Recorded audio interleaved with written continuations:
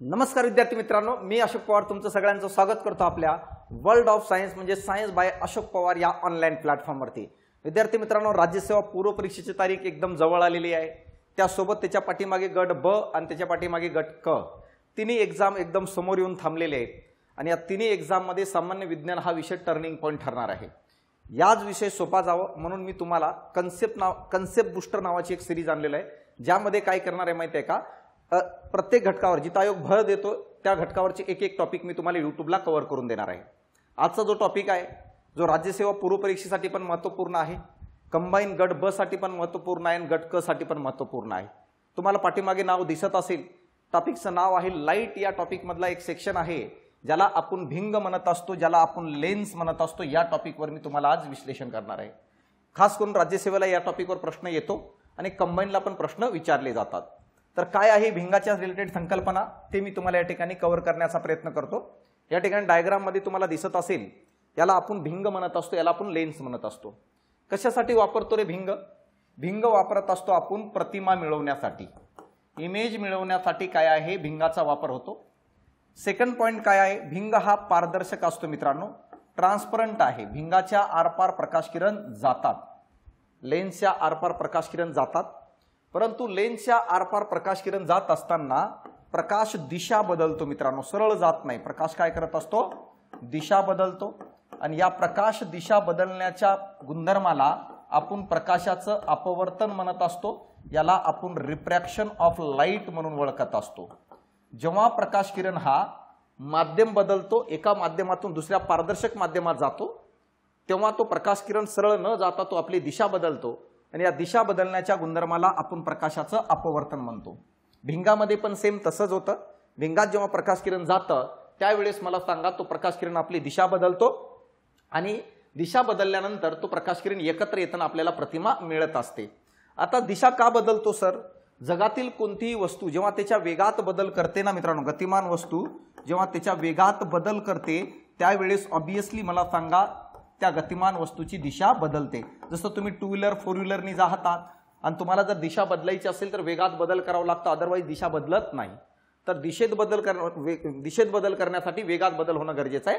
आणि प्रकाशाच्या बाबतीत जर बघितलं, प्रत्येक माध्यमात प्रकाशाचा वेग सारखा नसून वेगवेगळा आहे, म्हणून प्रकाश किरण जेव्हा माध्यम बदलतो त्यावेळेस तो आपली दिशा बदलतं का? कारण की वेगवेगळ्या माध्यमात वेग बदलून जातं प्रकाशाचं। भिंगाच्या बाबतीत पण सेम तसंच आहे। हवेतून प्रकाश किरण आला आणि भिंगात शिरला तर भिंग हा स्थायू आहे आणि हवेतून प्रकाश किरण आला आणि जसं भिंगात प्रवेश करेल तो आपली दिशा बदलतो। हे झालं। दुसरी एक गोष्ट लक्षात घ्या की सर प्रतिमा तयार कशी होते? प्रतिमा तयार होण्यासाठी बेसिक लॉजिक जर काय असेल तर तो म्हणजे काय, वस्तूवरून येणारा प्रकाश किरण, वस्तूवरून येणारा प्रकाश किरण ज्या ठिकाणी एकत्र येतं मित्रांनो माहित आहे का, त्या ठिकाणी काय प्रतिमा तयार होताना आपल्याला दिसते। कसं येऊ द्या, जसं उदाहरणामध्ये ही एक वस्तू आहे, या वस्तूवरील प्रकाश किरण जर मला सांगा अशा प्रकारे या ठिकाणी एकत्र येत असेल तर समजायचं या ठिकाणी या वस्तूची प्रतिमा तयार होते। भिंग काय भूमिका निभावतो? भिंग काय करत असतो, वस्तूवरून येणाऱ्या प्रकाशाला एकत्र आणून मला सांगा प्रतिमा तयार करण्याचं काम करत असतो। ही गोष्ट लक्षात राहू द्या। आता त्याच भिंगाबद्दल बघायचंय की कोणकोणत्या प्रकारची भिंग आहे आणि कशा प्रकारे प्रकाश किरणाला एकत्र आणण्याचं काम करत असतं ते मी तुम्हाला या ठिकाणी सांगणार आहे। भिंगाची निर्मिती करत असताना दोन वर्तुळाकार काचा घेतल्या जातात अशा पद्धतीने, एक काच थोडी लहान एक थोडी मोठी, आणि या दोन्ही वर्तुळाकार काचेला अशा प्रकारे मधून सेंटर मधून कट केलं जातं। एकूण 4 अर्धवर्तुळ झाले। आता समजा याला ए नाव द्या, याला बी नाव द्या, या अर्धवर्तुळाला सी नाव द्या, या अर्धवर्तुळाला डी नाव द्या। आता एक अर्धवर्तुळ पहिलं घेतलं जातं आणि एक अर्धवर्तुळ दुसऱ्याचं घेतलं जातं आणि भिंगाची निर्मिती केली जाते मित्रांनो।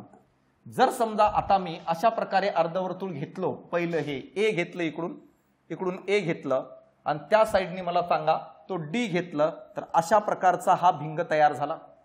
आणि समजा या ठिकाणी जर बघितलं, मी इथून बी घेतलो अशा प्रकारे हा बी आणि तिकडचं सी घेतलो अशा प्रकारे आणि इथं जोडून टाकलो याला, तर हा एक भिंग तयार झाला। तर हे अर्धवर्तुळाला जोडून काय भिंग तयार केले जातात। पहिला जो भिंग आहे त्याच्या दोन्ही बाजू बाहेर आहे म्हणून याला आपण म्हणत असतो बहिर्वक्र भिंग, ज्याला आपण काय म्हणत असतो तर कॉन्व्हेक्स लेन्स म्हणून ओळखलं जातं मित्रा। आणि या ठिकाणी जर बघितलं दोन्ही बाजू आतमध्ये आहे म्हणून याला म्हणतात आंतरवक्र भिंग ज्याला आपण कॉन्केव लेन्स म्हणत असतो, कॉन्केव लेन्स म्हणून ओळखलं जातं. हे दोन भिंग आहेत. तुम्हाला या लेन्स नावाच्या टॉपिकमध्ये फक्त आणि फक्त जर काय बघायचंय तर बहिर्वक्र भिंग बघायचंय, कारण की ह्याच्यामध्येच आपल्याला प्रतिमा, रिअल प्रतिमा मिळताना दिसते. अंतर्वक्र भिंगामध्ये आपल्याला रिअल प्रतिमा मिळताना दिसत नाही. म्हणून जे काही डिटेल करायचंय तो कोणतं करायचंय पार्ट बहिर्वक्र भिंग, ज्याला आपण काय म्हणत असतो माहिती आहे का, कॉन्व्हेक्स लेन्स म्हणून ओळखत असतो मित्रांनो.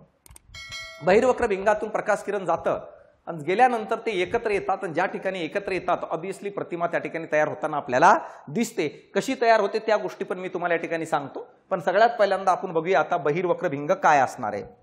बहिर्वक्र भिंग बघत असताना बहिर्वक्र भिंगाच्या बाबतीत आपल्याला काही जॉमेट्रिकल कन्सेप्ट बघायचे आहेत मित्रांनो.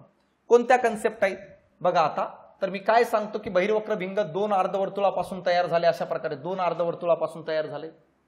आता दोन अर्धवर्तुळ म्हणजे काय, दोन्ही अर्धवर्तुळाचे दोन सेंटर पॉइंट असणार आहेत.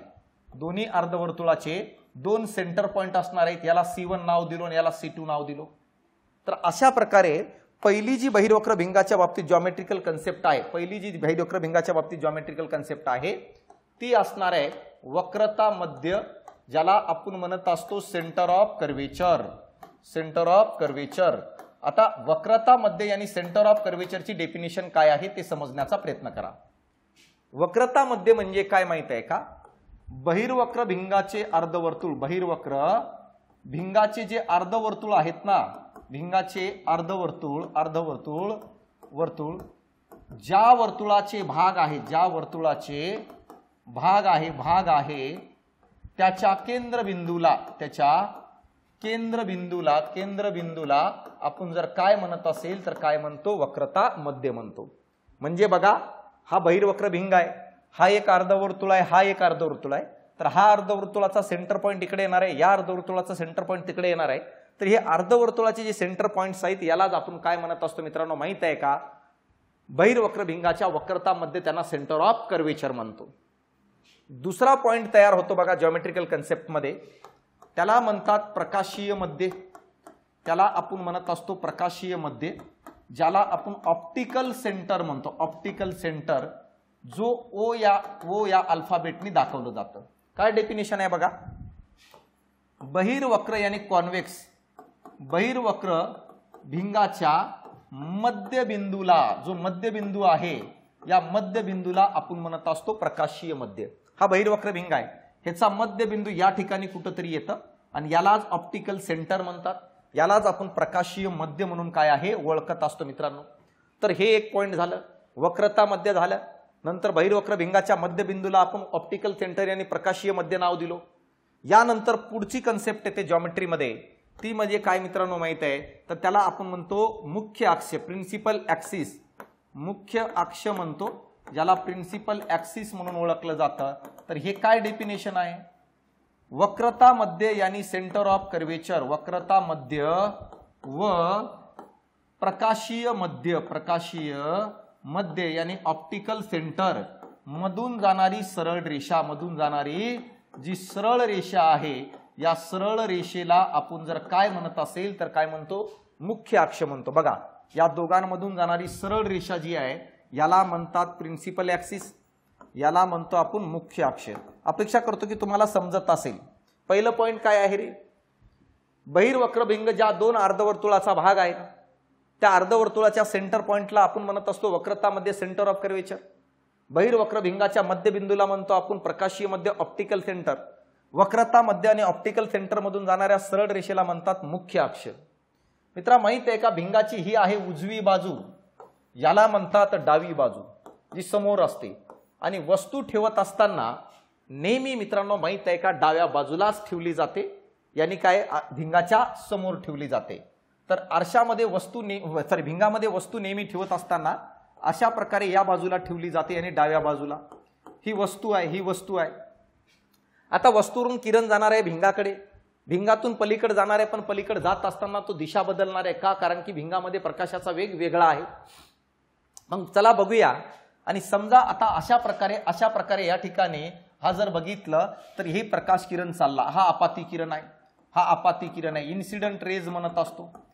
समजा वस्तूवरून येणारा प्रकाश किरण या मुख्य अक्षाला समांतर येत असेल याने काय आहे, समांतर येत असेल आपाती किरण वस्तूवर येणारा. आता हा दिशा बदलणार आहे, तर प्रकाश किरण अशा प्रकारे दिशा बदलतो आणि दिशा बदलून तो या दिशेने निघून जातो. मग हा जो दिशा बदललेला प्रकाश किरण आहे राजा, या प्रकाश किरणाला म्हणतात अपवर्तित किरण रे. याला काय म्हणतो आपण, एकदाच क्लिअरच करून घ्या. डबल आयुष्यात कधी या भिंगावर प्रश्न आला की चुकता कामा नाही मित्रांनो. तर बघा, अपवर्तित किरण इकडे गेला. तर आता मी डेफिनेशन कशाची सांगतो लक्ष दे. वस्तूवरून येणारा आपाती किरण मुख्य अक्षाला समांतर आल्यानंतर हा अपवर्तित किरण मुख्य अक्षाच्या ज्या बिंदूला छेदतो त्या बिंदूला म्हणतात नाभी. त्याला म्हणतो आपण फोकस. त्याला आपण काय म्हणतो, फोकस. फोकसची डेफिनेशन काय आहे, वस्तूवरून येणारा आपाती किरण, वस्तूवरून येणारा इन्सिडेंट रे अपवर्तनाच्या नंतर मुख्य अक्षाच्या ज्या बिंदूला छेदतो त्या बिंदूला नाभी म्हणतात, त्या बिंदूला फोकस म्हणून ओळखलं जातं. हे पॉइंट समजणं गरजेचं आहे. मग नाभीची डेफिनेशन काय आहे, फोकसची डेफिनेशन काय आहे, वस्तूवरून येणारा आपाती किरण, आपाती आणि येणारा किरण इन्सिडेंट रेज, आपाती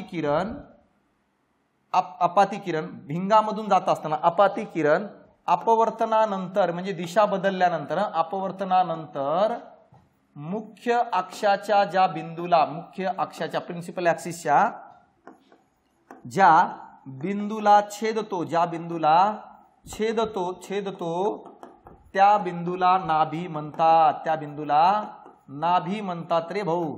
त्या बिंदूला आपण काय म्हणतो, नाभी आणि फोकस म्हणतात.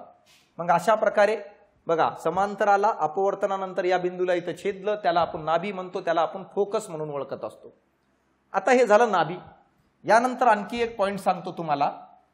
हा जो अंतर आहे ना, ऑप्टिकल सेंटर आणि नाभी, हा जो अंतर आहे ऑप्टिकल सेंटर आणि फोकस मधला, याला म्हणतात नाभीय अंतर. याला म्हणतात नाभीय अंतर. इंग्रजीतून त्याला म्हणतात फोकल लेंथ. प्रकाशीय मध्य आणि नाभी आणि फोकस यामधील अंतराला नाभीय अंतर, फोकल लेंथ म्हणतात. तर काय काय शिकलोय, बहिर्वक्र भिंगाच्या दोन बाजू असतात. बहिर्वक्र भिंगाचे दोन अर्धवर्तुळ आहेत, त्यांच्या सेंटर पॉइंटला वक्रता मध्य म्हणतात. बहिर्वक्र भिंगाच्या मध्यबिंदूला ऑप्टिकल सेंटर, प्रकाशीय मध्य म्हणतात. दोन्ही मधून जाणाऱ्या सरळ रेषेला आपण काय रे, मुख्य अक्ष म्हणतो, प्रिन्सिपल ऍक्सिस. वस्तू नेहमी भिंगाच्या डाव्या बाजूला ठेवलं जातं. वस्तूवरून येणारा आपाती किरण मुख्य अक्षाला समांतर आल्यानंतर अपवर्तित किरण, रिफ्रॅक्टेड रेज, दिशा बदलल्यानंतर ज्या बिंदूला छेदतात मुख्य अक्षाच्या त्या बिंदूला नाभी म्हणतो. नाभी आणि फोकस, नाभी आणि प्रकाशीय मध्य यानी काय, फोकस आणि ऑप्टिकल सेंटर मधील अंतराला नाभी अंतर म्हणून ओळखलं जातं. बस एवढ्या जॉमेट्रिकल कन्सेप्ट आहे. एवढं जर समजलं असेल तर पुढचा भाग समजायला तुम्हाला खूप सोपं जाईल मित्रांनो. काय शिकलोय आपण, तर आता बघा अशा पद्धतीने आपण काय शिकलो. अशा प्रकारे सर हा बहिर्वक्र भिंग शिकलो, ज्यामधून हा मुख्य अक्ष, हे ऑप्टिकल सेंटर आणि मुख्य नाभी मला सांगा या ठिकाणी आपल्याला भेटलेली आहे. वस्तू नेहमी या बाजूला असते हे पण आपण शिकलेलो आहे. आता बघा, जेवढ्या अंतरावर नाभी भेटलेली असते फोकस, तेवढ्याच अंतरावर एक इमॅजिनरी नाभी या बाजूला घेतलं जातं आणि त्याला F1 नाव दिलं जातं मित्रांनो. या बाजूला घेतलं जातं त्याला काय आहे, F1 नाव दिलं जातं.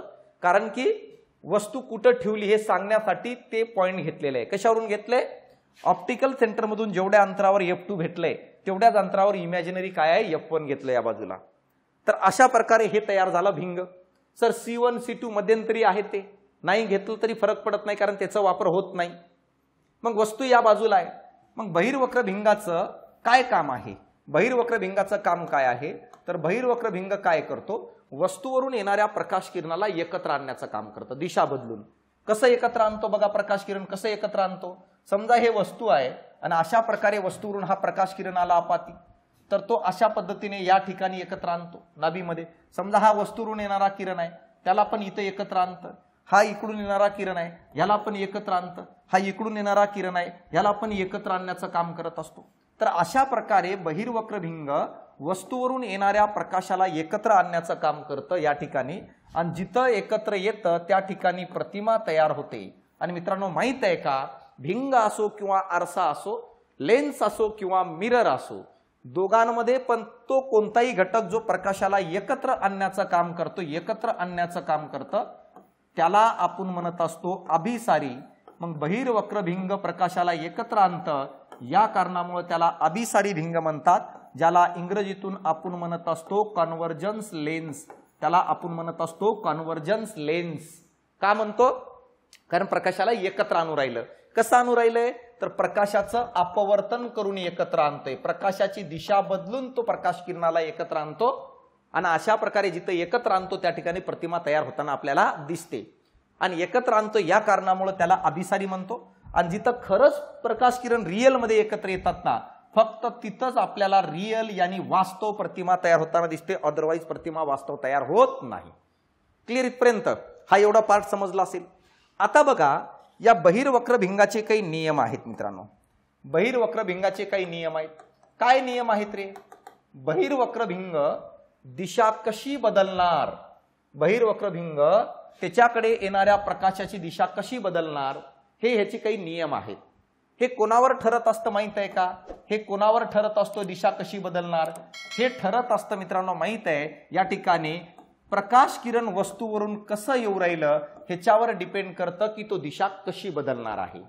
म्हणतो ना, माझ्यासमोर ही भिंत आहे, माझ्या हातात चेंडू आहे, त्या भिंतीवर मी चेंडू कसा मारतो त्याच्यावर डिपेंड आहे की चेंडू रिटर्न कसं येणार आहे. भिंतीच्या कडेवर मारलो तर तिकडे जाईल एकदम, भिंतीच्या मधोमध मारलो तर माझ्याकडे येणार आहे, भिंतीच्या वरून मारलो तर पलीकडे जाणार आहे. तर चेंडू रिटर्न कसं येणार हे डिपेंड करतं की चेंडू जाताना कसं जाणार. सेम त्याच पद्धतीने भिंगाकडे प्रकाश किरण कसं जातं त्यानुसार तो दिशा बदलतो वेगवेगळ्या पद्धतीने. आणि ह्याचेच नियम आहेत. पहिला नियम काय सांगतो बघा, पहिला नियम काय सांगतो या ठिकाणी लक्ष द्या. पहिला नियम काय सांगतो? पहिला नियम सांगतो, जर अपाती किरण, अपाती म्हणजे येणारा, जर अपाती किरण मुख्य अक्षाला समांतर येत असेल, मुख्य अक्षाला समांतर येत असेल म्हणजे समांतर येत असेल, तर अपवर्तित किरण म्हणजे दिशा बदललेला रिफ्रॅक्टेड रेज, अपवर्तित किरण हे मुख्य नाभीतूनच जातात, मुख्य नाभीतूनच जातात. हे पहिलं नियम आहे मित्रांनो. काय सांगतो रे? तो म्हणतो जर अपाती किरण मुख्य अक्षाला समांतर येत असेल, जसं या ठिकाणी सांगतोय बघा, अशा प्रकारे मला सांगा हा भिंग आहे, यामध्ये हा मुख्य अक्ष आहे, या ठिकाणी ऑप्टिकल सेंटर आहे, या ठिकाणी मुख्य नाभी आपली F2 आहे, या ठिकाणी एक इमॅजिनरी नाभी F1 आहे आणि वस्तू मला सांगा या बाजूला आहे, म्हणजे या ठिकाणी वस्तू कुठेतरी अशा प्रकारे असणार आहे, या ठिकाणी वस्तू असणार, ही वस्तू आहे. पहिला नियम काय म्हणतो बघा, तो म्हणतो जर अपाती किरण हा मुख्य अक्षाला समांतर आला तर दिशा बदललेला अपवर्तित किरण हा नेहमी नाभीतूनच जातो. समांतर आला म्हणजे इथूनच जाणार. समजा इथून आला असा तरी तो तिथूनच जाणार. तर पहिला नियम काय सांगतं, जर अपाती किरण मुख्य अक्षाला, बघा हा प्रिन्सिपल ऍक्सिस आहे, हा काय आहे आपला मुख्य अक्ष आहे, प्रिन्सिपल ऍक्सिस. जर येणारा इन्सिडेंट रेज प्रिन्सिपल ऍक्सिसला पॅरलल आला समांतर, अपवर्तित किरण हा नाभीतून यानी फोकस मधूनच जातो, हे निश्चित आहे, हे नियमच आहे. समजलं? तर अशा प्रकारे पहिला नियम कळाला असेल, समांतर आला तर नाभीतून जाणार. दुसरा नियम काय माहिती आहे का? दुसरा नियम काय सांगतो? दुसरा नियम म्हणतो जर येणारा अपाती किरण नाभीतून येत असेल मित्रा, तर एकदम विरुद्धतेच्या अपवर्तित किरण यानी दिशा बदललेला किरण मुख्य अक्षाला समांतर जातं, मुख्य अक्षाला समांतर जातो रे, समांतर जातो. एकदम त्याच्या विरुद्ध आहे. समांतर आलं तर नाभीतून गेलंय. आता येणारा जर फोकस मधून येत असेल, नाभीतून येत असेल, तर तो म्हणतो जाताना तो समांतर जाईल. बघा या ठिकाणी अशा प्रकारे हा भिंग आहे, हा भिंग आहे. हे समजून घे भाऊ, माहित आहे का? हा प्रिन्सिपल ऍक्सिस, हा ऑप्टिकल सेंटर, या ठिकाणी हा F2 आहे आणि या ठिकाणी हा F1 आहे. आता तो काय म्हणतो माहित आहे का? जर येणारा अपाती किरण, ही वस्तू आहे, ही वस्तू आहे, ही वस्तू आहे, तो म्हणतो येणारा अपाती किरण जर नाभीतून येत असेल, येणारा अपाती किरण जर नाभीतून येत असेल म्हणजे काय रे, जसा असता वस्तूतून येणार आहे हा अपाती किरण, बघा आला की नाही नाभीतून, तर तो तिकडे दिशा बदलून जाताना मुख्य अक्षाला अशा प्रकारे समांतर जातो. बघा चाललाय की नाही समांतर. तर सिंपल लॉजिक आहे भाऊ, समांतर आलं तर नाभीतून जाणार, नाभीतून आलं तर समांतर जाणार. साध्या भाषेत सांगायचं म्हटलं, सरळ आलं तर वाकड्यातून जाणार, वाकडं आलं तर सरळ करून पाठवणार. क्लिअर आहे? तर हे दोन नियम आहेत, हे विचारतात पेपरमध्ये, बहिर्वक्र भिंगाचे योग्य नियम कोणते. तर अशा प्रकारे समांतर आलं तर नाभीतून जाणार, नाभीतून आलं तर समांतर जाणार, हे 2 नियम झाले. तर आता तिसरा नियम काय सांगतो बघा. तिसरा नियम काय सांगतो? तिसरा नियम सांगतो जर आपाती किरण मित्रांनो माहित आहे का, प्रकाशीय मध्यातून येत असेल, ऑप्टिकल सेंटर मधून, प्रकाशीय मध्यातून यानी ऑप्टिकल सेंटर मधून येत असेल तर तो दिशा न बदलता सरळ निघून जातो. तर तो दिशा न बदलता सरळ जातो. त्याच्यात कोणताही बदल होत नाही मित्रांनो. तो आपली दिशा वगैरे बदलत नाही. कसं आहे सर बघा, या ठिकाणी सांगतो. समजा अशा प्रकारे हा बहिर्वक्र भिंग आहे, हे आपलं मुख्य अक्ष आहे प्रिन्सिपल, हा ऑप्टिकल सेंटर आहे, या ठिकाणी आपली F2 आहे, या ठिकाणी F1 नाभी आहे इमॅजिनरी. आता समजा वस्तू या बाजूला आहे. आता तो काय म्हणतो रे, वस्तूवरून जाणारा किरण जर अशा पद्धतीने प्रकाशीय मध्यातून जात असेल तर तो दिशा न बदलता सरळ निघून जातो. हे 3 नियम आहेत बहिर्वक्र भिंगाचे. पहिला नियम, जर आपाती किरण समांतर येत असेल अपवर्तित किरण नाभीतून जातो. दुसरा नियम, जर आपाती किरण नाभीतून येत असेल अपवर्तित किरण काय रे, समांतर जातं. आणि तिसरा नियम, जर ऑप्टिकल सेंटर मधून येत असेल तर दिशा न बदलता तो सरळ निघून जातो. या तिन्ही नियमानुसार मित्रा, या तिन्ही नियमानुसार या बाजूला अपवर्तित किरण ज्या ठिकाणी एकत्र येतात, या बाजूला ज्या ठिकाणी प्रकाश किरण एकत्र येतात, या तिन्ही नियमानुसार प्रतिमा त्या ठिकाणी तयार होताना दिसते आपल्याला. उदाहरण देऊन सांगतो प्रतिमा कशी तयार होती या तिन्ही नियमानुसार. ते आता बघा, तिन्ही नियमानुसार प्रतिमा कशी तयार होते ती व्यवस्थित बघा. समजा अशा प्रकारे हा भिंग आहे, आणि या ठिकाणी हा ऑप्टिकल सेंटर, प्रकाशी मुख्य अक्ष हे ऑप्टिकल सेंटर. लक्ष द्या व्यवस्थित. या ठिकाणी असं समजा आहे F2 आहे, F2 मुख्य नाभी, या ठिकाणी इमॅजिनरी नाभी आहे काय रे, F1 आहे. आणि वस्तू या ठिकाणी आहे, व्यवस्थित लक्ष द्या. वस्तू या ठिकाणी आहे, वस्तूची A बाजू आहे, ही B बाजू आहे. आता या वस्तूवरून जाणारे किरण तिन्ही नियमानुसार अपवर्तित किरण दिशा बदलून जिथे एकत्र येतील आपल्याला प्रतिमा त्या ठिकाणी तयार होताना दिसणार आहे मित्रांनो. पहिला नियम, जर आपाती किरण मुख्य अक्षाला समांतर, आलं का रे, समांतर येत असेल तर अपवर्तित किरण काय आहे, नाभीतूनच जातं. पहिला किरण बघा आलं इकडं, पहिला किरण. आता इकडं आलं दुसरा नियम, दुसऱ्या नियमानुसार येणारे किरण बघा, त्याच जागेवरून दुसऱ्या नियमानुसार येणारे किरण. जर आपाती किरण हा नाभीतून येत असेल, येऊ राहिलं का, तर अपवर्तित किरण मित्रा हा मुख्य अक्षाला समांतर जातं. बघा हे दोघं इथं भेटले का, इथं भेटले का दोघं, आता तिथं दोघं भेटले, हे तिसऱ्याची वाट पाहू राहिले. जर आपाती किरण हा अशा प्रकारे ऑप्टिकल सेंटर मधून येत असेल मित्रा तर दिशा न बदलता ते सरळ निघून जातात. हा तिसरा गेला बघा. तिघ इथं भेटले की नाही, ज्या ठिकाणी ते तिघ भेटले आपल्याला ऑब्वियसली प्रतिमा त्या ठिकाणी तयार होताना दिसते. मग या ठिकाणी ते तिघ भेटले म्हणून प्रतिमा जर बघितली तर या ठिकाणी आपल्याला ही प्रतिमा तयार होताना दिसते. प्रतिमाकडे बघितल्यानंतर तुम्हाला दिसत असेल की प्रतिमा उलट तयार होत आहे. तर अशा प्रकारे दिशा बदलून तिन्ही नियमानुसार प्रकाश किरण जिथे एकत्र येतात ऑब्वियसली मला सांगा प्रतिमा त्या ठिकाणी तयार होताना आपल्याला दिसते. कोणामध्ये, बहिर्वक्र भिंगामध्ये. एवढं तर समजलं 3 नियम आणि प्रतिमा कशी तयार होते. आता बघा बहिर्वक्र भिंगाचं एक खासियत आहे. बहिर्वक्र भिंगामध्ये ही वस्तू जशी आपली जागा बदलते, त्यानुसार मला सांगा इकडं तयार होणारी प्रतिमा पण आपली जागा बदलते. तसेच प्रतिमेचं स्वरूप बदलतं वस्तूच्या जागेनुसार. प्रतिमेचा आकार बदलतो, प्रतिमेची जागा बदलते जर वस्तूची जागा बदलली भिंगाच्या समोरची. तर ऑथेंटिक डेटाबेसमध्ये जर बघितलं तर भिंगाच्या समोर एकूण 6 ठिकाणी वस्तू ठेवण्यात आलेली आहे आणि त्या 6 ठिकाणी वस्तू ठेवून प्रतिमा कुठे तयार होते, त्याचं स्वरूप काय तयार होतं ह्याच्याबद्दल वर्णन करण्यात आलेलं आहे. तर पेपरमध्ये तुम्हाला त्या 6 पैकी एक जागा देतील आणि म्हणतील या जागेवर वस्तू ठेवण्यात आलेली आहे, तर त्याची प्रतिमा कुठे तयार होईल आणि त्याचं स्वरूप काय असेल, अशा प्रकारचा प्रश्न तुम्हाला आयोग विचारू शकतो. यासाठी आपल्याला पहिल्यांदा भिंगाच्या समोर त्या जागा कोणत्या ते माहीत असणं गरजेचं आहे. जागाच माहीत नसेल तर प्रतिमेचं कसं काय वर्णन करणार? तर यासाठी माझ्या सोबत या, चला आपण पहिल्यांदा जागेचं वर्णन करून घेऊया की नेमकं जागा कोणकोणत्या आहेत, कोणकोणत्या जागेवर वस्तू ठेवण्यात आलेली आहे. हा बहिर्वक्र भिंग आहे, हा बहिर्वक्र भिंग आहे, हा बहिर्वक्र भिंग. अशा प्रकारे मला सांगा, हा ऑप्टिकल सेंटर या ठिकाणी F2 आहे, तेवढ्याच अंतरावर या ठिकाणी F1 आहे. जेवढ्या अंतरावर F2 आणि F1 घेतलंय तेवढ्याच अंतरावर इकडे एक आणि इकडे एक आणखी एक एक पॉईंट घेतलं जातात, इमॅजिनरी असतात सगळे.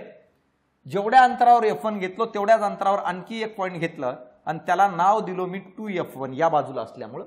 तेवढ्याच अंतरावर तिकडे एक पॉईंट घेतलं त्याला नाव दिलो मी 2F2. तर अशा प्रकारे उजव्या बाजूला 2 पॉईंट झाले, डाव्या बाजूला 2 पॉईंट झाले. वस्तू नेहमी या बाजूला ठेवली जाणार डाव्या बाजूला आणि आपल्याला विचारलं जाणार की वस्तू इथे आहे, प्रतिमा कुठं तयार होऊ शकते. तर वस्तू कुठं ठेवली जाते? जर ऑथेंटिक डेटाबेसचा जर आपण विचार केलो तर सगळ्यात पहिल्यांदा वस्तू ज्या जागेवर ठेवतात त्याला म्हणतात अनंत अंतर. अनंत अंतर म्हणजे काय रे? इन्फिनिटी. इन्फिनिटी म्हणजे मोजता येत नाही एवढ्या अंतरावर. सर मोजता येत नाही एवढ्या अंतरावर जर वस्तू ठेवली तरी दिसते का? अरे दिसतं ना राजा, इथून झोपल्या झोपल्यात चंद्र तारे बघू राहिला, काही काही तर तोडून आणायची स्वप्न पाहू राहिले. मग मला सांगा, तारा अनंत अंतरावर आहे ना, तरी तुला दिसू राहिलो. आता त्याच्या पलीकडे काय बघणार आहेस? त्याच्या पलीकडे काय बघायची इच्छा आहे का तुझी? मग तारे जर दिसत असेल तर याचा अर्थ वस्तू अनंत अंतरावर आहे, तरी तुला दिसू राहिलं. म्हणजे याचा अर्थ असा आहे बाळा की वस्तू अनंत अंतरावर असेल तरी मिळणारी प्रतिमा मिळत असते. मग वस्तू अनंत अंतरावर ठेवल्यानंतर मिळणारी प्रतिमा कुठे मिळते असा प्रश्न विचारला जाईल. आता वस्तूला हळूहळू पुढे आणलं जातं. सेकंड पॉइंट असा आहे की वस्तू अनंत अंतर आणि 2F1च्या दरम्यान असेल तर, म्हणजे या ठिकाणी वस्तू आलेली आहे बघा दुसऱ्या केसमध्ये. पहिल्या केसमध्ये वस्तू अनंत अंतरावर होती, दुसऱ्या केसमध्ये वस्तू अनंत अंतराने 2F1च्या दरम्यान आहे. तिसरी केस आहे वस्तू 2F1 वर असेल, म्हणजे या ठिकाणी आली बघा, एक एक स्टेप पुढे येऊ राहिली वस्तू. पहिल्यांदा वस्तू अनंत अंतरावर होती, त्यानंतर अनंत अंतराने 2F1च्या मध्ये ठेवली, आता वस्तू 2F1 वर ठेवली. यानंतर चौथी केस आहे वस्तू पुढे आली 2F1 आणि F1च्या मध्ये ठेवण्यात आली, म्हणजे चौथ्या केसमध्ये वस्तू या ठिकाणी ठेवण्यात आली 2F1 आणि F1च्या मध्ये. यानंतर पाचव्या केसमध्ये जर बघितलं वस्तू पुढे गेली कुठे रे? F1 वर गेली पाचव्या केसमध्ये, F1 वर. तर अशा प्रकारे आणि सहाव्या केसमध्ये वस्तू कुठे गेली तर पुढे गेली मित्रांनो, माहित आहे का या ठिकाणी कुठं? F1 आणि काय आहे ऑप्टिकल सेंटरच्या मध्यंतरी. तर ऑथेंटिक डेटाबेसमध्ये एकूण 6 जागा देण्यात आल्या. अनंत अंतराने 2F1च्या दरम्यान, तिसरी आहे 2F1 वर, चौथी आहे 2F1 आणि F1च्या मध्ये, त्यानंतर पाचवी आहे F1 वर, सहावी आहे F1 आणि काय ऑप्टिकल सेंटरच्या मध्ये. तर या 6 जागेवर वस्तू आहे. तर तुम्हाला याच्यापैकी कोणती एक जागा देतील आणि म्हणतील या जागेवर वस्तू आहे, तर प्रतिमा कुठे तयार होईल आणि त्याचं स्वरूप काय असणार आहे. तर आता पुस्तकात काय दिले त्याच्याशी आपल्याला काही घेणदेण नाही. मी तुम्हाला काय सांगतो त्यानुसार लक्षात ठेवण्याचा प्रयत्न करा. म्हणजे तुम्हाला आता वस्तूच्या जागा कळाल्या मित्रा, वस्तूच्या जागा कळाल्या, वस्तूच्या जागा समजून आल्या.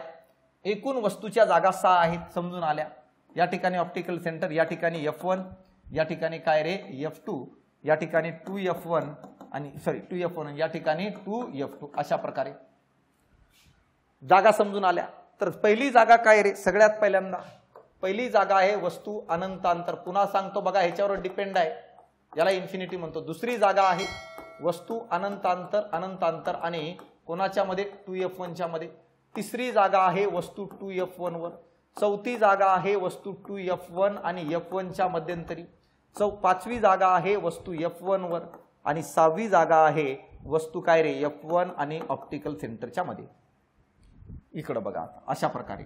मग इथं सांगतो पहिल्यांदा अनंत अंतरावर, या ठिकाणी दुसरी जागा आहे, या ठिकाणी तिसरी जागा आहे, या ठिकाणी चौथी आहे, F1 वर पाचवी आहे आणि F1 आणि ऑप्टिकल सेंटरच्या मध्यंतरी सहावी आहे. काळजीपूर्वक लक्ष द्या. जर समजा मित्रा, जर समजा वस्तू नाभी किंवा नाभीच्या पाठीमागे, म्हणजे F1 किंवा F1च्या पाठीमागे कुठे जरी असेल, वस्तू नाभी किंवा नाभीच्या पाठीमागे कुठे जरी असेल अशा प्रकारे F1 किंवा F1च्या पाठीमागे, तर त्या वस्तूची मिळणारी प्रतिमा ही नेहमी उजव्या बाजूलाच मिळते भिंगामध्ये, म्हणजे या बाजूला. आणि त्या प्रतिमा नेहमी वास्तवच असतात आणि त्या प्रतिमा नेहमी उलटच असतात हे डोक्यात सेट करून घ्या. म्हणजे काय रे, बहिर्वक्रभिंगामध्ये वस्तू अनंत अंतरावर असेल तर मिळणारी प्रतिमा उजव्या बाजूला मिळते, ती वास्तवच असते आणि ती उलटच असते. वस्तू अनंत अंतराने 2f1 च्या दरम्यान असेल तर मिळणारी प्रतिमा उजव्या बाजूला मिळते, ती वास्तवच असते आणि ती उलटच असते. वस्तू जर 2f1 वर असेल तर मिळणारी प्रतिमा उजव्या बाजूला मिळते, ती वास्तव असते आणि उलटच असते. जर वस्तू 2f1 आणि f1 च्या दरम्यान असेल या ठिकाणी तर मिळणारी प्रतिमा उजव्या बाजूला मिळते, ती वास्तव असते आणि उलटच असते. आणि जर वस्तू f1 वर असेल तरी मिळणारी प्रतिमा उजव्या बाजूलाच मिळते, ती वास्तव असते आणि ती उलटच असते. तुला लक्ष द्यायचंय, वस्तू नाभीच्या पाठीमागे आहे की पुढे आहे. जर नाभी किंवा नाभीच्या पाठीमागे असेल तर डोळे झाकून लक्षात ठेवू, प्रतिमा उजव्या बाजूला तयार होणारी असते, वास्तव आणि उलटच असते. आणि जर समजा वस्तू नाभीच्या पुढे गेली तर त्याची मात्र प्रतिमा डाव्या बाजूला तयार होते. डाव्या बाजूला तयार होते म्हणजे ही बाजू आहे डावी, डाव्या बाजूला तयार होते आणि ती प्रतिमा नेहमी आभासी असते, ती प्रतिमा नेहमी सुलटच असते. मित्रा, ती प्रतिमा नेहमी आभासी आणि सुलटच असते, ही गोष्ट लक्षात राहू द्या. मग एवढं तर कन्फर्म झालं की वस्तू जर आपल्याला कळाली नाभी किंवा नाभीच्या पाठीमागे असेल तर मिळणारी प्रतिमा उजव्या बाजूला, वास्तव आणि उलट. जर वस्तू ही नाभीच्या पुढे गेली f1 च्या, मिळणारी प्रतिमा डाव्या बाजूला, आभासी आणि सुलट. एवढं तर कन्फर्म कळालं. वास्तव आणि उलट कधी मिळणार आहे, जर वस्तू नाभीच्या पाठीमागे किंवा नाभीकडे असेल तर. आभासी आणि सुलट कधी मिळणार आहे, जर वस्तू नाभीच्या पुढे गेली तर. कोणत्या बाजूला प्रतिमा कधी मिळणार हे पण कळालं. फक्त लक्ष कोणावर, वस्तू कुठे आहे ह्याच्यावर. क्लिअर आहे, वस्तू कुठे ह्याच्यावर. तर एवढं तर समजलं तुम्हाला की नेमकं वस्तू कुठं असल्यावर प्रतिमा कोणत्या बाजूला मिळणार आणि स्वरूप काय असणार. तर उजव्या बाजूला मिळणाऱ्या प्रतिमा वास्तव आणि उलट असतात. उजव्या बाजूला प्रतिमा तेव्हाच मिळतात जेव्हा वस्तू ही नाभीच्या पाठीमागे असते किंवा नाभीवर असते. डाव्या बाजूला मिळणाऱ्या प्रतिमा भिंगामध्ये आभासी आणि सुलट असतात. डाव्या बाजूला प्रतिमा तेव्हाच मिळते जेव्हा वस्तू ही नाभीच्या पुढे सरकते. क्लिअर कट, संपलं.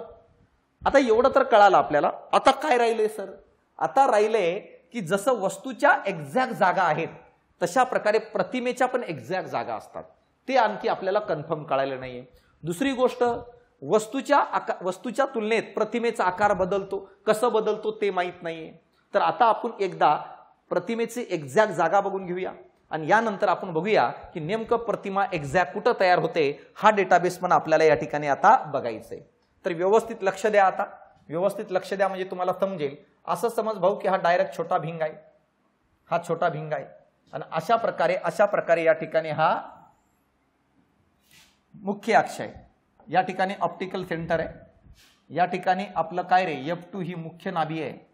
या ठिकाणी f1 ही एक नाभी आहे.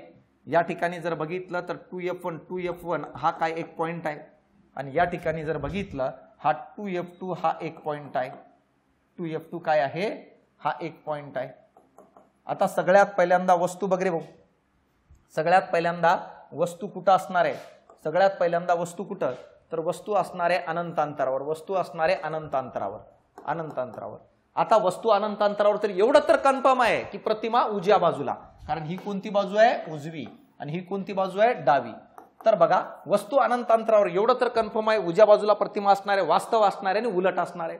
पण उजव्या बाजूला कुठं, वस्तू जेव्हा अनंत अंतरावर असेल तर उजव्या बाजूला मिळणारी प्रतिमा राजा जर कुठं मिळत असेल तर नाभीवर मिळते. म्हणून पहिली प्रतिमा आपल्याला f2 वर मिळते. प्रतिमा f2 वर मिळाली मित्रांनो. बघा प्रतिमा आपल्याला f2 वर मिळालेली आहे.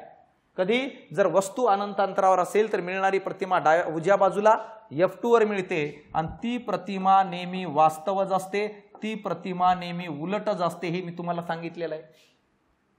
आकार कशावरून ठरतो बघा. ऑप्टिकल सेंटरवरून जो जवळ असेल तो आकाराने लहान असतं आणि जो दूर असेल आकाराने मोठा. मग बघा या ठिकाणी प्रकाशीय मध्यापासून प्रतिमा जवळ आहे म्हणून प्रतिमेचा आकार लहान होईल या ठिकाणी, आणि वस्तू दूर आहे म्हणून वस्तू आकाराने काय, मोठी असते. म्हणून या ठिकाणी आता बघा प्रतिमेचं आकार लहान असतो, बिंदू स्वरूपात एकदम लहान असतो. वस्तू जेवढी दूर असेल तेवढी प्रतिमा लहान तयार होते राजा. सर कसं काय, अरे भाऊ बसल्या बसल्या तारे बघतोस, तारा केवढूसा दिसतो तुला, एवढूसा. तो एवढूस थोडी आहे, तो सूर्य आहे एक प्रकारचा. तर दिसत असताना एवढूस दिसतो. काय एवढूस दिसतो, कारण तो अनंत अंतरावर आहे. इथं पण सेम तसंच आहे. वस्तू अनंत अंतरावर असेल तर मिळणारी प्रतिमा नाभीवर, वास्तव उलट असते, उजव्या बाजूला असते आणि आकार लहान असतो. ही पहिली केस. आता बघ वस्तू जशी जशी पुढे येईल प्रतिमा तशी तशी पुढे सरकत जाणार आहे. एक पाऊल वस्तू पुढे आली तर प्रतिमा एक पाऊल पुढे जाणार आहे. तर आता बघा वस्तू पुढे आली या ठिकाणी, तर या ठिकाणी आली म्हणजे कोणत्या ठिकाणी आली मित्रांनो माहित आहे का? अनंत अंतर आणि 2F1 च्या दरम्यान वस्तू आली. तर प्रतिमा पुढे सरकली. पुढे सरकली म्हणजे कोणत्या ठिकाणी सरकली? या ठिकाणी दोघांच्या मध्यंतरी प्रतिमा सरकली. कुठं आली प्रतिमा? F2 आणि 2F2 च्या मध्यंतरी. ती प्रतिमा वास्तव असणार आहे, ती प्रतिमा उलट असणार आहे आणि त्या प्रतिमेचा आकार आणखी लहानच असणार आहे. का? कारण प्रतिमा आणखी जवळ आहे आणि वस्तू दूर आहे. राजा काही नाही आहे, एक पाऊल पुढे वस्तू आली, प्रतिमा एक पाऊल पुढे सरकली. जशी जशी प्रतिमा पुढे जाईल हळूहळू त्याचा आकार वाढत चाललाय. यानंतर बघा तिसरी केस, वस्तू पुढे आली, वस्तू पुढे आली. या ठिकाणी तिसऱ्या केसमध्ये कुठं आली रे?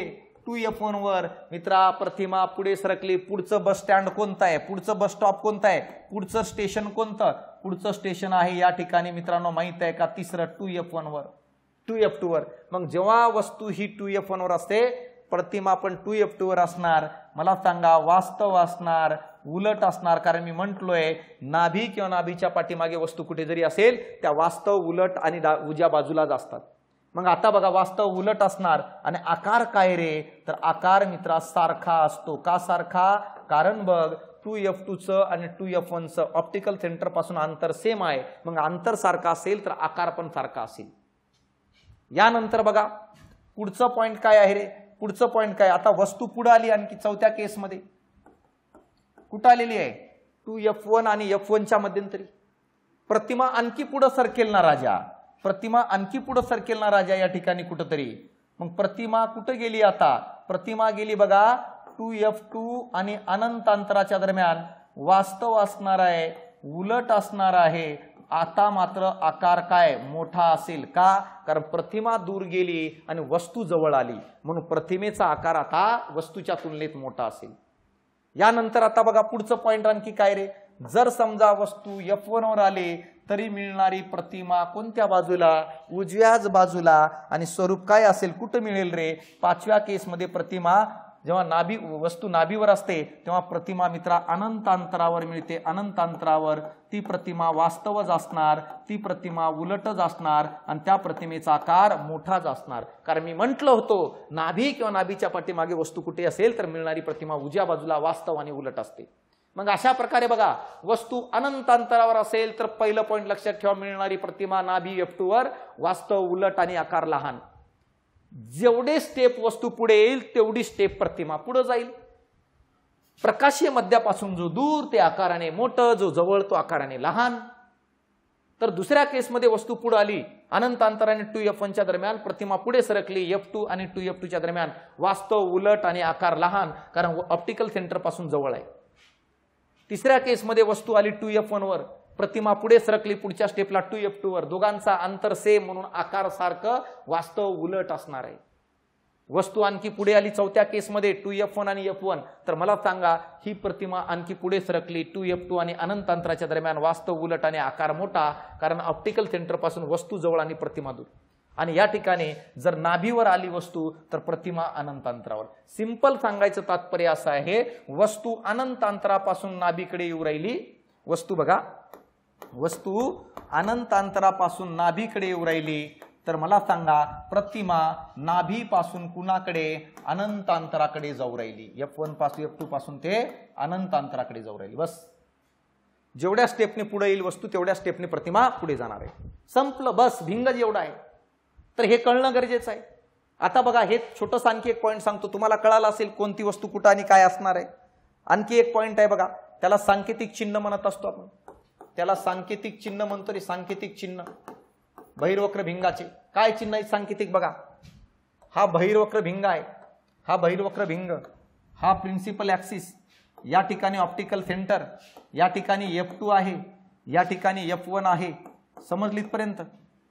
आता बघा आणखी काय सांगितलं तर राजा तुम्हाला मी, हा जो अंतर आहे याला म्हणतात नाभीय अंतर. याला म्हणतो आपण नाभीय अंतर, याला म्हणतात नाभीय अंतर, फोकल लेंथ. आणि हा फोकस. आता बघा काय म्हणतोय, पहिलं पॉइंट काय आहे सांकेतिक चिन्हाच्या बाबतीत?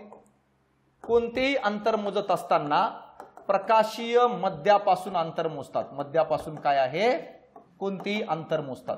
म्हणजे बहिर्वक्र भिंगामध्ये तू कोणतेही अंतर मोजत असेल तर तो अंतर ऑप्टिकल सेंटर पासूनच मोजलं जातं। जसं मी म्हटलो की वस्तू 50 सेंटीमीटर अंतरावर आहे तर कुठून असेल, ऑप्टिकल सेंटर। मी म्हणलो प्रतिमा 40 सेंटीमीटरवर तयार झाली, कुठून, ऑप्टिकल सेंटर। समजलं? तर त्याच्या आधारे आपल्याला कळून जातं तर कोणतेही अंतर ऑप्टिकल सेंटर पासून मोजतात। आता बघा या प्रकाश, ही कोणती बाजू, उजवी बाजू, ही कोणती बाजू, डावी बाजू।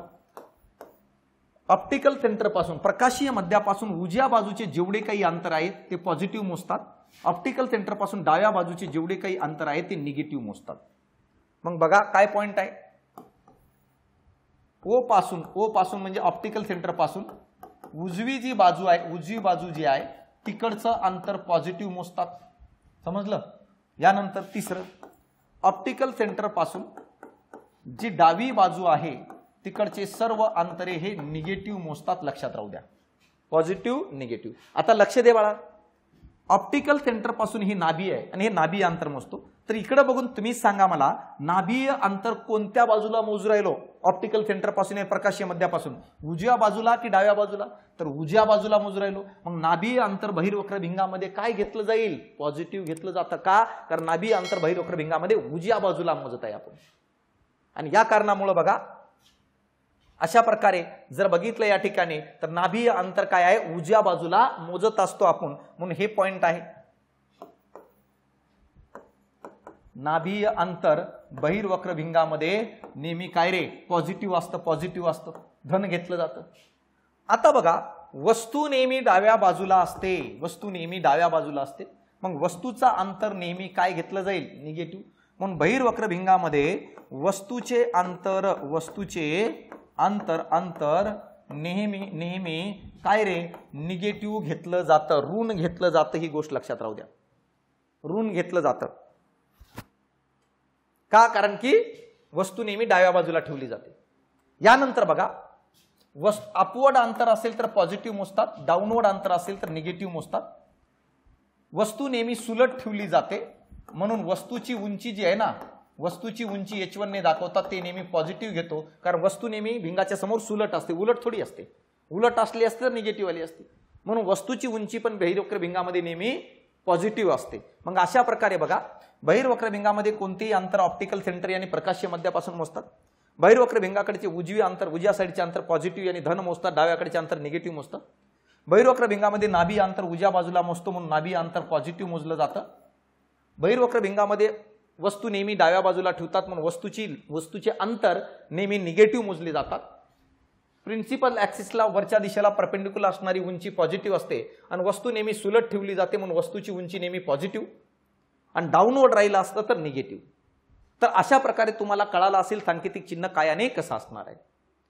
यानुसार जर गेलो आपण तर आता काय तयार होतं, सूत्र। कोणकोणते सूत्र आहेत तर बहिर्वक्र भिंगाचे सूत्र सांगतो मी। सूत्र काय आहे, 1/f = 1/v - 1/u हे पहिलं सूत्र आहे। दुसरं m = v/u हा दुसरं सूत्र आहे आणि तिसरं m = h2/h1 हा तिसरं सूत्र आहे। आता इथं काय काय रे, स्मॉल f म्हणजे नाभी अंतर आहे बहिर्वक्र भिंगाचं, नाभी अंतर, आणि नाभी अंतर पॉझिटिव्ह मोजतात बहिर्वक्र भिंगामध्ये। यानंतर बघा u म्हणजे वस्तूचं अंतर आहे आणि मी तुम्हाला सांगितलं की वस्तूचा अंतर नेहमी काय निगेटिव्ह असतं, निगेटिव्ह, कारण वस्तू नेहमी डाव्या बाजूला असते। यानंतर तिसरं v म्हणजे प्रतिमेचं अंतर आहे, प्रतिमेचं अंतर। आता प्रतिमेचं अंतर मी तुम्हाला सांगितलं हा पॉझिटिव्ह पण असू शकतो आणि निगेटिव्ह पण असू शकतो। का? जर नाभी किंवा नाभीच्या पाठीमागे जर वस्तू असेल तर मिळणारी प्रतिमा उजव्या बाजूला आहे तर तो अंतर काय, पॉझिटिव्ह। आणि जर वस्तू नाभीच्या पुढे गेली तर मिळणारी प्रतिमा डाव्या बाजूला मिळेल, एक शेवटची 6वी केस, तर तिथं अंतर काय असेल, निगेटिव्ह, म्हणून दोन्ही असू शकतं। यानंतर m म्हणजे विशालन असतं। विशालनचा अर्थ काय रे, की नेमकं पॉझिटिव्ह किंवा निगेटिव्ह असू शकतो। प्रतिमेच्या तुलनेत वस्तूच्या तुलनेत प्रतिमा किती पटीने मोठी किंवा किती पटीने लहान हे दाखवण्यासाठी काय वापरतो आपण, विशालन। यानंतर पाचवं h1 म्हणजे वस्तूची उंची आणि ही नेहमी काय असणार आहे तर ही नेहमी मित्रांनो माहित आहे का, पॉझिटिव्ह असते। आणि मला सांगा h2 म्हणजे प्रतिमेची उंची, का? कारण ही पॉझिटिव्ह पण असू शकते आणि निगेटिव्ह पण असू शकते। का? कारण सुलट तयार होते की उलट तयार होते यानुसार काय आहे असणार आहे। कारण 6व्या केसमध्ये जे आहे ना, इथं बघा, इथं सांगायचं राहून गेलं, 6व्या केसमध्ये जो आहे, समजा इथं 6व्या केसमध्ये वस्तू इथं आली असती, समजा कुठं 6व्या केसमध्ये वस्तू पुढे गेली, कुठे गेली रे 6व्या केसमध्ये वस्तू, F1 आणि ऑप्टिकल सेंटरच्या मध्ये, तर प्रतिमा त्याच बाजूला तयार होऊन जाते, प्रतिमा त्याच बाजूला तयार होऊन जाते अशा प्रकारे 6वी. आणि ही प्रतिमा आभासी असते, आभासी आणि सुलट असते बघा. क्लिअर आहे. मग प्रतिमा इकडे पण तयार होऊ शकते, फक्त कधी जर वस्तू ही नाभीच्या पुढे गेली तर. पहिल्या 5 केसमध्ये त्याच बाजूला तयार होत असते. तर अशा प्रकारे हे सूत्र वगैरे तयार झाले. या ठिकाणी लक्षात राहू द्या, ही सूत्र ह्याच्या आधारे पण गणित सॉल्व्ह करता येतं. तर हे झालं काय माहिती आहे का, बहिर्वक्र भिंग, ज्याचा वापर पण वेगवेगळ्या ठिकाणी आपण करत असतो मित्रांनो. आता बघा, आंतरवक्र भिंग आपल्याला बघायचंय. आता जर बघितलं तर आपल्याला कोणतं पार्ट बघायचंय, तर आंतरवक्र भिंग. आंतरवक्र भिंग काय असणार आहे ते तेवढं समजून घ्या, म्हणजे हा टॉपिकच क्लिअर होऊन जातो मित्रांनो. हा टॉपिकच काय आहे, एकदम क्लिअर होऊन जातं. हा टॉपिक काय आहे, क्लिअर होऊन जातो. त्याच्या पहिले मी तुम्हाला एक पॉइंट सांगतो की याच टॉपिकची निर्मिती कसं करण्यात आले, जसं शिकवलंय त्याच पद्धतीने मित्रांनो. माहित आहे का, हा आपला नवीन पुस्तक आलेला आहे, तर या पुस्तकाची माहिती तुम्हाला 2 मिनिटात सांगतो आणि आपण लगेच पुढे जाऊया. पुस्तकामध्ये काय आहे माहित आहे का, तर फिजिक्स, केमिस्ट्री, बायोलॉजी तिन्ही घटक काय आहेत, तिन्ही घटक काय आहे या ठिकाणी देण्यात आलेला आहे. तिन्ही घटक देण्यात आलेत, फिजिक्स, केमिस्ट्री आणि बायोलॉजी आणि हायजीन पण. मांडणी एवढी सुंदर आहे की सगळे ट्री डायग्रामचा वापर आहे, ट्री डायग्रामचा. ह्याच्या व्यतिरिक्त जागोजागी टेबलचा वापर आहे, जागोजागी टेबलचा वापर आहे, चार्टचा वापर आहे. कसं लक्षात ठेवल मुलं यानुसार पुस्तकाची मांडणी. महाराष्ट्रातील एकमेव पुस्तक असं बघताल तुम्ही याची मांडणी काहीतरी वेगळ्या प्रकारची आहे. प्रत्येक ठिकाणी कलर कॉम्बिनेशनचा विचार केले गेले, कंटेंटचा विचार केले, कुठं जास्त द्यायचं कुठं कमी द्यायचंय. तर या सगळ्या गोष्टींचं एकत्रीकरण बनवलेलं पुस्तक आहे. महाराष्ट्रात सगळीकडे उपलब्ध आहे. पुस्तक पाहिजे असेल तर खाली दिलेल्या नंबरवर कॉन्टॅक्ट करा, 99 22 49 24 15 वर. तुम्हाला घरपोच पुस्तक भेटून जाईल, पुण्यात ज्या किमतीत भेटतात त्या किमतीमध्ये. पण एकदा पुस्तक तुम्ही आवर्जून पडताळून पहा, कारण पुस्तकाची साईज पण खूप कमी आहे. 316 पानामध्ये सगळं बसवलेलं आहे, म्हणजे वेळेवर लवकर रिव्हिजन, संकल्पना, वाचन, रिव्हिजन एकाच पुस्तकातून कव्हर केलंय. आणि हे पुस्तक घेतल्यानंतर आपल्या फाउंडेशन बॅचवर तुम्हाला 50% सूट आहे. या पुस्तकाच्या दुसऱ्या पानावर एक कोड दिलंय, त्या कोडचा जर वापर केला तर तुम्हाला 50% सूट आहे आपल्या फाउंडेशन बॅचला. तर आवर्जून अपेक्षा करतो की मी हे म्हणत नाही की तुम्ही पुस्तक विकत घ्या, मी एवढं म्हणतो की एकदा पुस्तकाला पडताळून पहा की नेमकं पुस्तक कसं आहे, म्हणजे तुम्हाला त्याचा फायदा होणार म्हणजे होणार. महाराष्ट्रात सगळीकडे उपलब्ध आहे आणि खाली दिलेल्या नंबरवर कॉन्टॅक्ट करा काही अडचण असेल तर. चला वेळ न घालता आपण पुढे जाऊया. आंतरवक्र भिंगाचं काय मॅटर आहे. आंतरवक्र भिंग जास्त बघायची गरज नाहीये मित्रा. आंतरवक्र भिंग जास्त बघायची गरज नाहीये. कॉन्केव लेन्स म्हणतो आपण त्याला, कॉन्केव लेन्स, कारण ह्याच्यात कधी रिअल प्रतिमा मिळत नाही. काय करतं रे आंतरवक्र भिंग, हा आंतरवक्र भिंग आहे अशा प्रकारे आंतरवक्र भिंग. आणि हा काय मित्रांनो माहित आहे का, प्रिन्सिपल ऍक्सिस आहे, हा ऑप्टिकल सेंटर आहे. काय करतो आंतरवक्र भिंग, त्याच्याकडे येणाऱ्या प्रकाश किरणाला तो काय करतो माहित आहे का, अशा प्रकारे त्याच्याकडे येणाऱ्या प्रकाश किरणाची दिशा बदलतो आणि दूर दूर पाठवतो. बघा एकत्र आणत नाहीये, तो दूरचा पाठवू राहिलं. अशा प्रकारे आले, याला या दिशेला पाठवून दिलं, हा अशा प्रकारे आलं, याला या दिशेला पाठवून दिलं. तर एवढ्या भागातून येणारे प्रकाश किरणाला तो दूर करून टाकलं ना, दूर करून टाकलं. या कारणामुळे त्याला अपसारी भिंग म्हणतात. जो प्रकाश किरणाला दूर करतो त्याला डायव्हर्जन्स लेन्स म्हणून ओळखलं जातं. मग आंतरवक्र भिंग कॉन्केव लेन्स हा अपसारी आणि डायव्हर्जन लेन्स आहे. का, कारण प्रकाशाला दूर करतो. आता मला सांगा, हे प्रकाश किरण जाणारे किती दूर गेले तरी एकत्र येणार आहेत का, नाही. आणि जर एकत्र येत नसेल तर रिअल प्रतिमा तयार होत नाही. मग सर आंतरवक्र भिंगामध्ये प्रतिमा तयार होती कशी. इकडून पाहणारा जो व्यक्ती आहे त्याला जेव्हा हे चारी किरण येताना दिसतात, 1 2 3 आणि 4, कुठून वस्तूवरून येणारे चारी किरण, तेव्हा त्याला जेव्हा हे चारी किरण दिसतात, त्याला जर तू विचारलास की हे चारी किरण कुठून येऊ राहिलेत, तर रिअल घटना काय, वस्तूवरून येऊ राहिलेत, भिंगावर पडू राहिलेत, दिशा बदलू राहिली, अशी दिशा बदलून येऊ राहिलेत. पण या व्यक्तीला हे चारी किरण या ठिकाणापासून निघाल्याचा भास होतो, या ठिकाणापासून निघाल्याचा भास होते. या ठिकाणापासून ऍक्च्युअली किरण तिकडे गेलेच नाहीत, पण त्याला तिथे दिसतायत ना, या ठिकाणी पासून निघाल्याचा भास होतो. म्हणून मला सांगा त्याला प्रतिमा पण तिथंच दिसते. मग ही कोणती प्रतिमा, आभासी. आभासी प्रतिमा, आणि ती नेहमी मला सांगा काय असते रे, सुलटच असते. ही लक्षात राहू द्या.